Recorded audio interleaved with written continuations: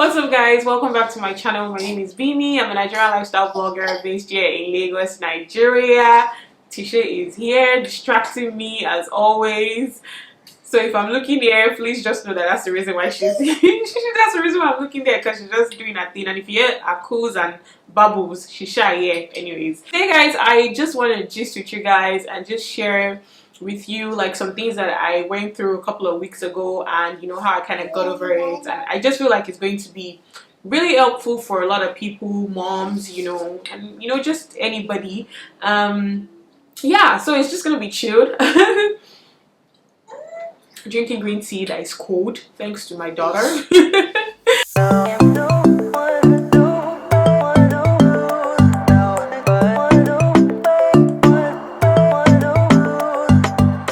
So for you guys that do not know me, I'm a wife, a mom to an adorable 10-month-old daughter that is making me laugh here and is about to grab a hold of my tripod real quick. Mama, stay. I'm a mom to a 10-month-old daughter. Her name is Tisha Ruby, and you know, she's like just everything. She's absolutely amazing. So what happened a couple of weeks ago? So basically, I went to work. It was the week that I had to go to work. So I went to work, and you know, came back from work, and you know, Tisha was she was feeling kind of warm, and you know, I didn't really think anything of it until we got home and you know, slept. And in the middle of the night, her body was just really hot, and I was like, what's going on? So I got her thermometer. I have a thermometer, and guys, this I'll be sharing with you guys tips that you should note. Always have a thermometer handy in the house, whether you have a baby or you do not have a baby. Always have a thermometer. Don't just put, you know, the Nigerian way, you just put hand, it's hot. No, it's not hot. You need to have a thermometer so that you can take actual readings. So by middle of the night, morning, I took her temperature. It was about 100 and something, and you know, I had to go to work. My husband too had to go to work, so we just took her to my mom's place where we normally take her to, and she was okay by the time I got to my mom's place. So I went to work, and then I handed her over to my sister. My sister takes good care of her. She basically was taking her temperature readings every hour. I was giving her paracetamol, which I told her to give her just to, you know, calm her down. I didn't know what it was. At the time, we all thought it was teething. Everybody was like, oh, it's teething now. It's teething. My sisters and brothers, everything that happens to your child is not teething. Please, everything is not teething. As the day went by, you know, I was checking in. Said she was fine. Getting to like midday, her body temperature had risen again, and you know, it was really hot. And then my sister and my mom had to take off her clothes, and then they started applying like they put clothes inside water, and we're just, you know, rubbing it on her body. My sister calls it tempest speed, something like that. I don't even know. So they were doing that for her, and then she calmed down, and they were giving her paracetamol I think every 4 hours, and she calmed down, and you know, she was all right. You know, I got back from work, and you know, she was fine. She was playing with me and everything. So by the time we left and came home, she was still okay, but I just wasn't sure. And then so I told my boss at work before I left the office that I was not coming into work the next day because I had to take my daughter to the hospital. I had made up my mind that whether she was feeling fine or not, Tisha was going to go to the hospital. So we went to the hospital, and you know, they ran a series of tests on her. God, guys, seeing them poke your little child with needles, oh my God, it's the worst thing ever. Like I cried because I was just like, why would they poke her with this needle? Like, I was just thankful that they found her veins in time, and they were not like doing it 2, 3, 4 times before they could get her veins. And you know, they had to take her blood and do blood tests, and I had to hold her, so I had to be strong, and she was crying, and I was just like, God. And they had to do like an ear infection test for her to make sure that she didn't have ear infection, which she did not have, by the way. By the time the results of the test came out, we found out that the doctors told her that she had like some malaria parasites in her system, and so she had malaria. You know, and you know, when the doctor told me, I was just like, malaria, a 9-month-old, malaria, hey Jesus. You know, like, At first, I just took it and I just texted her dad that okay, they said she has malaria and they're going to give us drugs and everything that she's supposed to be using and that she'll be fine and all that great stuff. But like driving back home with her, I was just like, how does my child have malaria? Like, where did she get it from?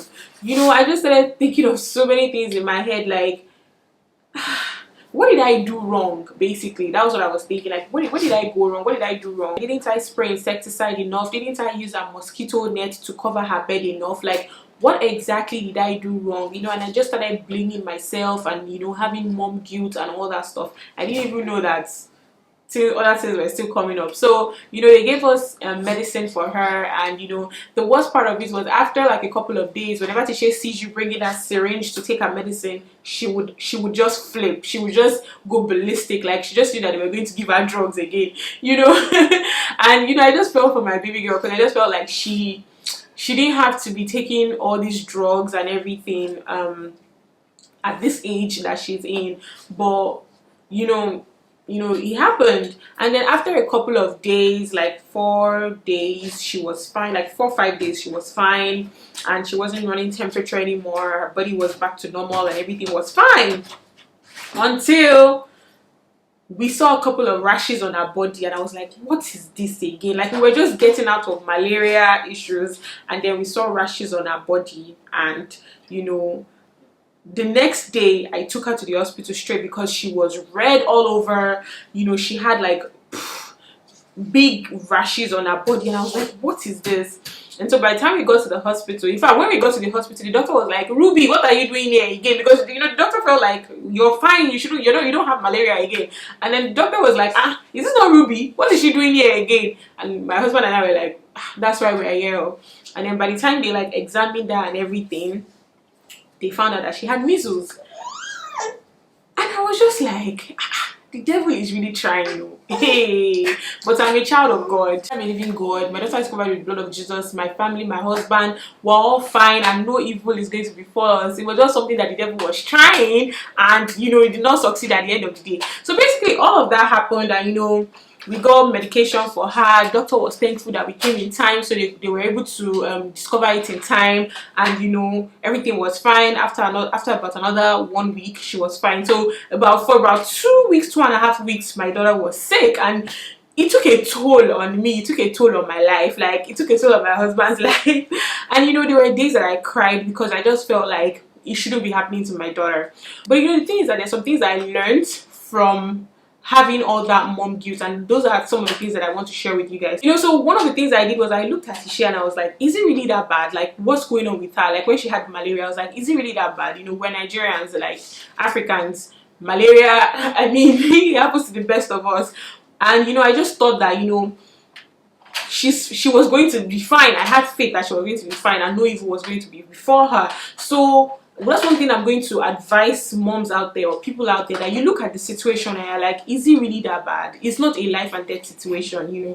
Even when she had the measles, like it wasn't a life and death situation. She was going to be fine as long as she was using the drugs that were prescribed to us and everything. So you look at the situation and you're like, is it really that bad? There are people that have far worse things going on in their life. So in a way, I also saw it as me being selfish and self-centered. Like, baby, it's not about you. Stop crying, because it's not about you. It's about this girl.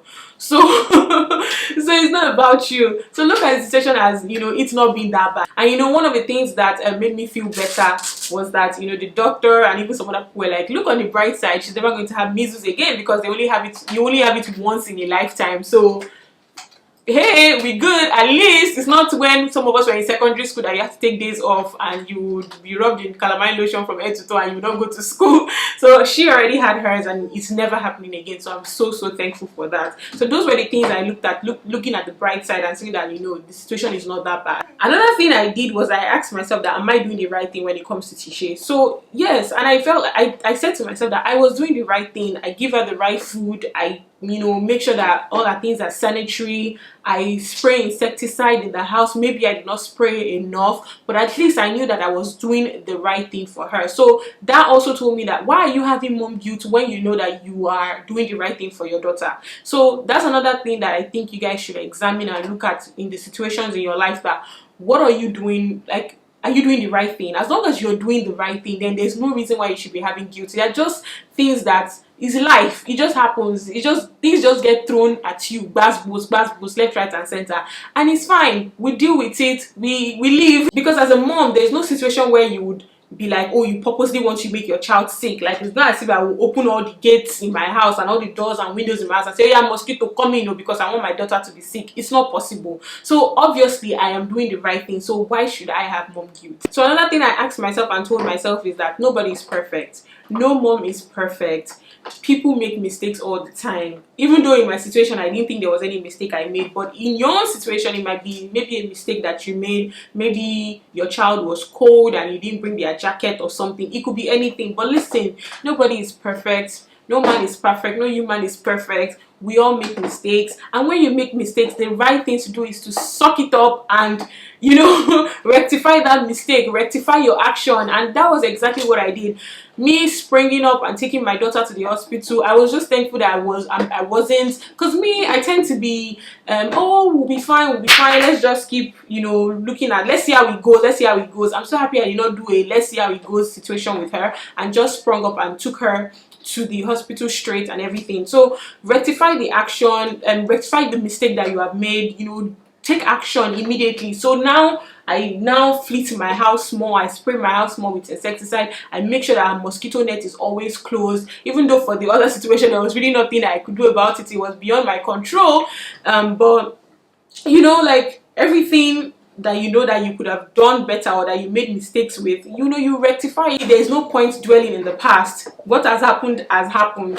Or better get already. It is just how you will now take care of the more that is remaining. The last but not the least thing that I also told myself is that irrespective, she will always love me. Like, irrespective of all these things that is going on, she's still going to love me. So why am I feeling guilty? In fact, I feel like because she was sick, she got more clingy. She wasn't allowing anybody carry her besides me. So we had that bond and connection and everything, and you know, it just felt good when she like hugs me and, you know, wants me to carry her and she wraps her hand around me and, you know, all that great stuff. So irrespective, she's still going to love me. Let me tell you something, your mom's made mistakes. I'm sure my mom made mistakes when it came to raising me. Maybe she did one thing or the other, but I don't love her less regardless. So just know that. And you know, I look at Tisha and I'm like, she's never going to remember this. Like, she's never going to remember this 2-week episode in her life that just happened. And I'm just thankful, like, all this while it's just this 2 weeks episode that we had this, you know,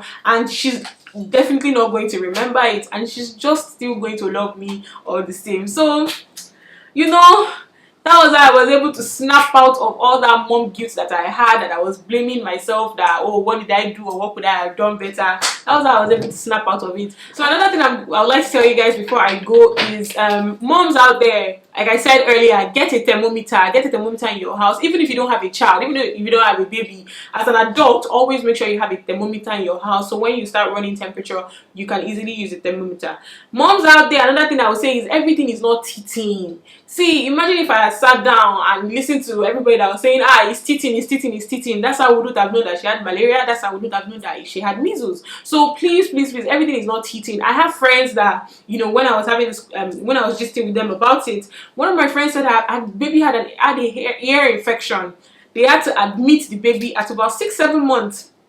They had to pass drips through her and everything. And you know, she was reluctant to go to the hospital because everybody kept saying, it's teething. Thank God she did not listen to the fact that it is teething and actually carried herself and went to the hospital. So please, moms out there, I beg, carry yourself and your child and go to the hospital, I beg. And the last but not the least thing is what I just said. Carry your child to the hospital ASAP, or yourself, even if it is you. Go to the professionals. Don't try to self-medicate. I'm so grateful we did not try to self-medicate, because I don't even know what would have happened. Don't try to self-medicate. As much as possible, quickly carry yourself to the hospital and see the nearest available doctor so that everything can be resolved in time. So yes, that was how I was able to overcome mom guilt, and I also shared some things that I think will be useful for you moms in this video. Thank you guys so much for watching. If you really truly enjoyed this video, you guys should give this video a thumbs up, share with everybody that you know, subscribe to my channel. I'm trying to get to 10K before the end of the year, I beg. And I will see you guys in my next video. Bye guys.